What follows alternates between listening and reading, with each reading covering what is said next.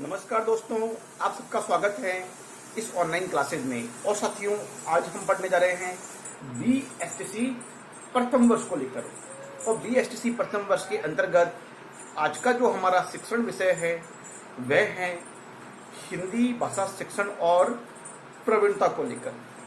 हिंदी भाषा शिक्षण और प्रवीणता के अंतर्गत हमारी जो इकाई द्वितीय है, जो हिंदी भाषा शिक्षण उद्देश्य और आकलन को लेकर है। और इसी द्वितीय इकाई के अंतर्गत आज का जो हमारा प्रकरण है वह प्रकरण है भाषा के व्यवहारिक रूप को लेकर। साथियों, भाषा का जो व्यवहारिक रूप होता है, भाषा के व्यवहारिक रूप में हम दो रूपों की गणना यहाँ पर करते हैं। वैसे भाषा का ज्ञान प्राप्त करना और उसके उद्देश्यों के बारे में संप्राप्ति करना एक भाषा पर अधिकार बनाता है। तो साथियों, हम इस बारे में बात करने जा रहे हैं कि भाषा के दो व्यवहारिक रूप कौन कौन से हैं। सबसे पहले मैंने इनको पॉइंट में बनाया है इस तरह से, तो समझने का प्रयास हम यहाँ करेंगे कि भाषा के व्यवहारिक रूप दो रूप होते हैं। व्यवहारिक रूप पहला तो होता है, व्यवहारिक रूप में दो होते हैं। एक तो होता है मौखिक रूप, दूसरा होता है लिखित रूप। अब मौखिक रूप को हम यहाँ पर उच्चारित रूप भी कह सकते हैं। इसको उच्चारित रूप इसलिए कह सकते हैं क्योंकि इस रूप को हम, मौखिक का मतलब होता है एक मुख के द्वारा उच्चारित ध्वनि, भाषा या शब्दों को लेकर हैं। तो इसको हम, मौखिक को हम उच्चारित रूप भी कह सकते हैं। और दूसरा जो रूप है इसका वो है लिखित रूप। और लिखित रूप में हम भाषा की किसी भी भाषा की विधा को हम एक लिखित रूप में यहाँ पर रखते हैं। तो भाषा के दो रूप हमारे सामने आते हैं, मौखिक और लिखित। तो आगे साथियों, हम इन दोनों रूपों के में किस प्रकार से इनको विभाजित किया गया है इसके बारे में जानकारी प्राप्त करते हैं। तो इसका जो मौखिक रूप के दो पक्ष यहाँ पे दिए गए हैं। मौखिक पक्ष के भी यहाँ पे दो पक्ष दिए गए हैं। पहला जो पक्ष है इसका वो है ग्रहण पक्ष। मतलब भाषा को विद्यार्थी किस प्रकार से ग्रहण कर सकते हैं, कोई भी व्यक्ति भाषा को किस प्रकार से ग्रहण करे। और भाषा को ग्रहण करने के लिए उसको सुनना जरूरी है। तो इसमें ग्रहण पक्ष क्या आएगा, भाषा का मौखिक रूप में सुनना।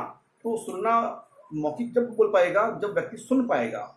जब किसी भी भाषा को, किसी बात को या किसी विचार को या किसी भी रचना को, गीत है, पद्य है, कहानी है, किसी भी विधा को जब तक व्यक्ति अपने कानों के द्वारा सुनेगा नहीं, श्रवणेंद्रियों के द्वारा सुनेगा नहीं, तो सुनकर उसके अर्थ को ग्रहण नहीं कर पाएगा। और सुनकर समझकर ही अपनी बौद्धिक क्षमता के अनुसार उस विचार या दृष्टि या बात का उसका प्रति उत्तर दे सकेगा। तो साथियों, इस ग्रहण पक्ष का मौखिक रूप का जो ग्रहण पक्ष है सुनना। अब इसी तरह से इसका जो अब दूसरा है मौखिक रूप का अभिव्यक्ति पक्ष, कि भी अपनी बात सुन तो ली लेकिन उसको अभिव्यक्त कैसे करे। सुनना हमने इसको ग्रहण तो कर लिया सुनकर, लेकिन अब सुनकर हम अपनी बात को अभिव्यक्त करना चाहते हैं, अपनी बात को बोलना चाहते हैं या अपनी बात को किसी और को बताना चाहते हैं, संप्रेषित करना चाहते हैं अपने विचारों को। तो इसका अभिव्यक्त पक्ष, हम उस अपने विचारों की अभिव्यक्ति किस प्रकार से करें। तो अभिव्यक्त पक्ष कौन सा होगा इसका, वो होगा बोलना। हम यहाँ पर अपने विचारों की अभिव्यक्ति सुन तो ली हमने कानों के माध्यम से, लेकिन इस अभिव्यक्ति पक्ष को हम यहाँ पर इसका अभिव्यक्ति पक्ष मतलब इसका बोलकर हम अपनी बात को अभिव्यक्त कर सकते हैं। ठीक उसी प्रकार से लिखित जो भाषा है, लिखित रूप है भाषा का, उस लिखित रूप में जो ग्रहण पक्ष है, लिखित रूप को हम ग्रहण कैसे करते हैं। तो कोई भी लिखी हुई सामग्री है, कोई ग्रंथ है, कोई लेख है, कोई आलेख है या कोई शिलालेख है या किसी भी तरह का कोई प्रस्तर खंड पे लिखा हुआ लेख है या कोई भी जैसे ऐसी लिखित या चित्रित ग्रंथ है, दीवारों पर लिखा हुआ लेख है, कोई ताड़पत्र पे लिखा हुआ ग्रंथ है या फिर कागजों पे लिखा हुआ ग्रंथ है या फिर कुछ शिलांतरित कृति हैं, उन सभी लेखों को हम पढ़कर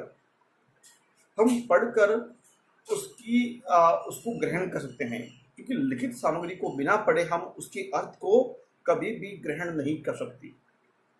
तो साथियों, हमने ये समझने का प्रयास किया कि लिखित रूप का जो ग्रहण पक्ष है वो है पढ़ना। बिना पढ़े हम उसके मतलब पक्ष को ग्रहण नहीं कर पाएंगे। उसके बाद में इसका जो लिखित रूप का जो लिखित बात को हमने ग्रहण तो कर लिया, हमने समझ लिया, अपनी बौद्धिक क्षमता के अनुसार हमने उसको समझ लिया, लेकिन उस अपने पास जो अर्जित हमने जो लिखित सामग्री से प्राप्त अर्जित ज्ञान को हम आवश्यकता पड़ने पर अन्य व्यक्तियों के समक्ष हम किस प्रकार से अभिव्यक्त करें, हम अपनी बात को अगले व्यक्तियों के समक्ष किस प्रकार से अभिव्यक्त कर सकते हैं। तो उसका अभिव्यक्ति पक्ष होगा लिखना। हम लिखित पक्ष की अभिव्यक्ति तो पढ़कर कर सकते हैं, लेकिन जो ज्ञान हमने अपनी बौद्धिक क्षमता के अनुसार उसे ग्रहण किया है, उसकी अभिव्यक्ति हम लिखित रूप में ही कर सकते हैं। क्योंकि जो बात हमने पढ़ी है कि मैंने इस रामचरितमानस को पढ़ा है, तो रामचरितमानस को पढ़कर मैंने इसमें इन बातों को ग्रहण किया है, और इन बातों को ग्रहण करने के दौरान इन बातों को मैंने ग्रहण किया है, और इसमें भारतीय आदर्श समाज का व्यक्तित्व, आदर्श भारतीय समाज की झांकी प्रस्तुत की गई है। तो मैंने उस अपनी समझ पे आधारित उस बात की अभिव्यक्ति लिख कर करी है। ठीक उसी प्रकार से साथियों, हमने इन कुछ उद्देश्य हैं, जो भाषा के कुछ उद्देश्य हैं, इसी भाषा के व्यावहारिक रूप के अंतर्गत, तो भाषा के व्यावहारिक पक्ष के अंतर्गत हम उनके उद्देश्यों का भी अध्ययन करेंगे। तो वो उद्देश्य कौन कौन से, उसके बारे में हम साथियों थोड़ा सा जान लेते हैं। तो भाषा के उद्देश्य है ज्ञानात्मक उद्देश्य को हम ज्ञानप्रद उद्देश्य भी कह सकते हैं।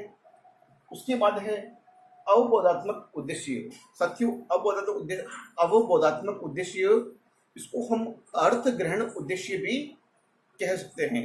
इसको हम अर्थ ग्रहण उद्देश्य भी कह सकते हैं। ठीक इसके बाद में है कौशलात्मक उद्देश्य। कौशलात्मक उद्देश्य के अंतर्गत भी हम किस प्रकार से कौशल बालकों में अभिवर्ती या कौशल को विकसित किया जाए, तो उसके बारे में यहाँ पर हम जानकारी हासिल करेंगे। उसके बाद है साथियों रुचि परक या हम इसे अभिरुचि परक कौशल भी कह सकते हैं। तो इसमें बालक में किस प्रकार से विषय वस्तु या पाठ्य सामग्री के प्रति हम उसमें रुचि उत्पन्न कर सकते हैं, या ऐसी कौन कौन सी गतिविधियां हैं, उन गतिविधियों के माध्यम से बालक में हम किस प्रकार से रुचि उत्पन्न करें, ताकि बालक पाठ्य सामग्री के प्रति अपनी रुचि दे सके। उसके बाद है साथियों, जो अगला जो भाषा का उद्देश्य है वो है अभिवर्ती परक। इसमें बालक अपनी कौन कौन सी ऐसी अभिवर्तियां हैं, उन अभिवर्तियों के आधार पर किस प्रकार से कौशल को विकसित किया जाए। अगला जो उद्देश्य हमारे सामने है सृजनात्मक। इसमें साथियों बालक के सृजनात्मक रूप को या सृजनात्मकता को लिया जाता है। इसमें बालक की सृजनशील विचारों को किस प्रकार से अभिव्यक्ति दी जाए, या बालक को किस प्रकार से सृजनशीलता की ओर उन्मुख किया जाए। तो इस कौशल के माध्यम से बालक को एक सृजनात्मक बनाने की ओर प्रयास किया जाता है अध्यापक के द्वारा। तो साथियों, इन सभी उद्देश्यों को लेकर हम प्रत्येक उद्देश्य के बारे में हम और उससे होने वाले उसमें पाठ्य विषय वस्तु एवं उससे होने वाले विद्यार्थी में अपेक्षित परिवर्तन कौन कौन से हैं, उन सभी अपेक्षित परिवर्तन के बारे में जानकारी हासिल हम करेंगे। लेकिन आज के वीडियो व्याख्यान में इतना ही। हम फिर मिलेंगे अगले वीडियो व्याख्यान में। तब तक के लिए बहुत बहुत धन्यवाद। जय हिंद, जय भारत।